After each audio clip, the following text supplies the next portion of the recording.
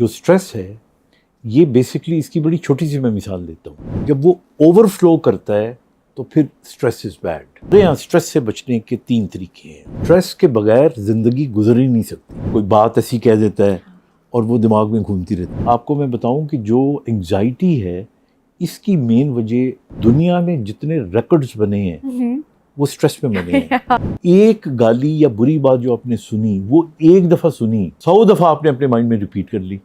बड़ी बात आपने की है, इसको हम समझने में जिंदगी का एक बड़ा हिस्सा क्यों गवा देते हैं? On things like you said कि आपने तो साइकोलॉजी भी नहीं पढ़ी होती and you start giving so many lectures on that. I think जो आपने बात की है उसके 2 हिस्से हैं और बहुत ही सिंपल वर्ड्स के अंदर। पहला हिस्सा तो स्ट्रेस आपने कहा और दूसरा एंग्जाइटी का। देयर इज अ डिफरेंस है, 2 अलग अलग चीजें। जो स्ट्रेस है ये बेसिकली इसकी बड़ी छोटी सी मैं मिसाल देता हूँ। देखिए हमारे बॉडी के अंदर एक कैपेसिटी है। आप समझ लें कि एक कैपेसिटी है, एक प्याला पड़ा हुआ है और उसमें हमारे स्ट्रेस जमा होते रहते हैं। अच्छा, अगर हम साथ साथ उसको रिलीज़ करते रहें तो वो प्याला कभी भी ओवरफ्लो नहीं करेगा। लेकिन अगर हम रिलीज़ ना करते हों तो वो ओवरफ्लो हो के जब वो ओवरफ्लो करता है तो फिर स्ट्रेस इज़ बैड। वरना स्ट्रेस के बगैर ज़िंदगी गुजर ही नहीं सकती। हमारी पूरी बॉडी जो है उसको चलाने के लिए स्ट्रेस की ज़रूरत है। आप देखें इम्तिहान से 3 महीने 2 महीने पहले लोग पढ़ना शुरू करते हैं बिकॉज स्ट्रेस होता है। जी। नहीं? जी।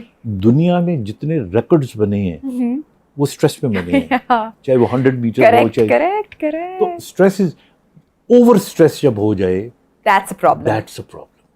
अब हमारे यहाँ स्ट्रेस से बचने के 3 तरीके हैं। पहला तरीका तो ये है कि वो जो प्याला है आपका उसकी कैपेसिटी को बढ़ाए। वो कैसे बढ़ा सकते हैं? वो आप बढ़ा सकते हैं अगर आप 8 घंटे की नींद पूरी करें। ठीक है। अगर आप आधे घंटे की एक्सरसाइज डेली करें और वेट कंट्रोल करें अपना and take healthy food. Healthy food से लोग तो हमेशा बहुत बुरा भला कहते हैं ना, और ये चारों चीजें करने की स्ट्रेस ना ले। मैं आपको बता रहा हूँ कि ये अगर आप काम करेंगे तो इससे ये होगा कि आपकी बॉडी का जो स्ट्रॉन्ग जो अंदर उसकी कैपेसिटी है वो बढ़ेगी। ठीक है। तो एक हिस्सा हो गया कि वो बढ़ा दिया आपने। दूसरा हिस्सा हो गया कि रिलीज कैसे करना है। रिलीज करने के लिए आपकी ज़िंदगी में कुछ एक्टिविटीज़ ऐसी होनी चाहिए जिनके अंदर like sports, like listening to music, like going for excursion. देखिए मैं हमेशा ये कहता हूँ कि हमारे यहाँ कामयाब आदमी, सक्सेसफुल आदमी वो नहीं होता कि जो टॉपर हो, जो ज़िंदगी में हमेशा पहले नंबर पे आ रहा हो। Mediocres they succeed in life better, क्योंकि उनकी ज़िंदगी के अंदर आम तौर पे स्ट्रेस कम होता है। क्योंकि जो टॉप पे जा रहा होता है तो उसको यही खौफ लगा रहता है कि मैं कहीं नीचे ना आ जाऊँ। तो इसलिए एक अपना ये प्याले की कैपेसिटी बढ़ाएं, दूसरा इसको रिलीज़ करें। और नंबर 3 आपको मैं बताऊं कि जो एंग्जाइटी है इसकी मेन वजह आमतौर पे आजकल यही सुनने में आता है ना कि देखो जी पाकिस्तान तक ही बनेगा, मेरे हालात कैसे हैं, महंगाई कितनी हो गई है, ऐसी बातें करते हैं ना। अच्छा, एंग्जाइटी बेसिकली जो है ना ये बेचैनी का नाम है। बेचैनी आपके आसपास नहीं होती, बेचैनी आपके अंदर होती है। वासिफ ने बड़ी खूबसूरत बात की थी कि हालात बुरे नहीं होते, आपके ख्यालात बुरे होते हैं। हो बहुत प्यारी बात। अब देखें ना कितना एक जुमले में उन्होंने। बात। तो बेसिकली ये होता है कि हाउ वी रिएक्ट। अभी देखें ना, यहाँ कोई चीज़ पड़ी और वो नीचे गिर जाए तो गिलास टूट जाए तो हो सकता है आप कहेंगी ओहो कोई बात नहीं है, चल बेटा साफ कर दो। हो सकता है एक और शख्स बैठा हो और वो कहे ओए तुमने क्या कर दिया, इतना महंगा ग्लास तुमने तोड़ दिया। So you know there is a difference attitude. तो आई थिंक इन दोनों से फाइट करने का तरीका, स्ट्रेस के लिए अपने आप को स्ट्रॉन्ग बनाएं और रिलीज़ करें अपने आप को। और आपकी ज़िंदगी में एक आध शख्स, चाहे माँ बहन दोस्त कोई हो, जिससे आप यू कैन डिस्कस, ये रिलीज़ मिलेगा। और एंग्जाइटी से बचने के लिए लोग कहते हैं ना, अभी आपने कहा कि जी कोई बात ऐसी कह देता है और वो दिमाग में घूमती रहती है। अच्छा, हमारे बड़े क्या कहते थे? हमारे बड़े कहते थे कि यहाँ से सुनो यहाँ से निकाल दो। मैं कहता हूँ कि यहाँ से सुन के दिमाग से गुजारने की भी क्या ज़रूरत है, वहीं से यहीं से निकाल के फेंको।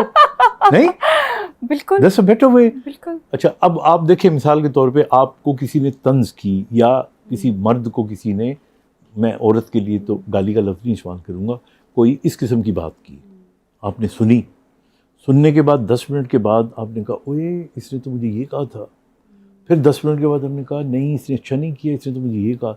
अब एक गाली या बुरी बात जो आपने सुनी वो एक दफ़ा सुनी, 100 दफ़ा आपने अपने माइंड में रिपीट कर ली, तो वो एक गाली की 100 गालियाँ बन गई, एक तंज की 100 तंजें बन गई। So you are punishing yourself, throw it out. इस ज़िंदगी में 5-6 लोग इम्पोर्टेंट होते हैं, बाकी कोई इम्पोर्टेंट नहीं है। ये इतनी बड़ी बात आपने की है, इसको हम समझने में जिंदगी का एक बड़ा हिस्सा क्यों गवा देते हैं गवा डॉक्टर देते साहब? हैं। आप हम उन 5-6 लोगों की ही कदर नहीं करते, बस हम सिर्फ उनसे ही अपना बुरा रवैया इख्तियार करते हैं और बाकी दुनिया के सामने दुनिया क्या कहेगी, दुनिया क्या सोचेगी, भाड़ में जाए दुनिया। आपकी ज़िंदगी में जब तक आप बच्चे हैं तो आपके माँ बाप हैं, शादी कर लेते हैं तो मियाँ बीवी और बच्चे हैं, बहन भाई हैं, बहन भाई भी जब तक उनकी शादियाँ होती हैं they are very very close, फिर आहिस्ता आहिस्ता आहिस्ता चीज़ें जो होती हैं वो थोड़ी थोड़ी दूर होना शुरू हो जाती हैं। लेकिन ये 5-6-8 रिश्ते डॉक्टर होते साहब, हैं। आपको नहीं लगता कि मॉडर्न होने के चक्कर में हमने हमारी जो यंग जनरेशन है उनको वैल्यू से बहुत दूर कर दिए हैं? जिन रिश्तों की आप बात कर रहे हैं, जिस एहसास की आप बात कर रहे हैं, सोशल मीडिया पे आज बहुत सारे लोग मोटिवेशनल स्पीकर बने हुए हैं जिन्होंने शायद कभी मैं अक्सर कहती हूँ कि शायद साइकोलॉजी या नफ्सियात को स्टडी भी नहीं किया होगा, पढ़ा भी नहीं होगा, या फैमिली सिस्टम कितना सपोर्ट सिस्टम हो सकता है। हम बजाय उसकी पॉजिटिव साइड पे बात करने के, अपने बच्चों को एजुकेट और मॉडर्न करने के लिए, आपको नहीं लगता कि अब वैल्यूज से बहुत दूर होते चले जा रहे हैं? बिल्कुल। देखिए, पहले तो मैं उस जुमले को थोड़ा सा अपने अंदाज में भी रिपीट कर दूँ। आपने कहा कि आजकल बहुत से लोग मोटिवेशनल स्पीकर, मैं बहुत ख़िलाफ़ हूँ मोटिवेशनल स्पीकर्स के ख़िलाफ़ नहीं हूँ, लेकिन इस कॉन्सेप्ट के ख़िलाफ़ हूँ।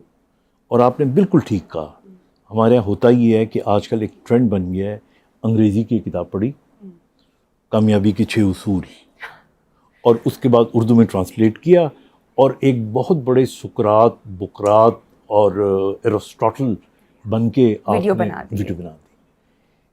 This is not life.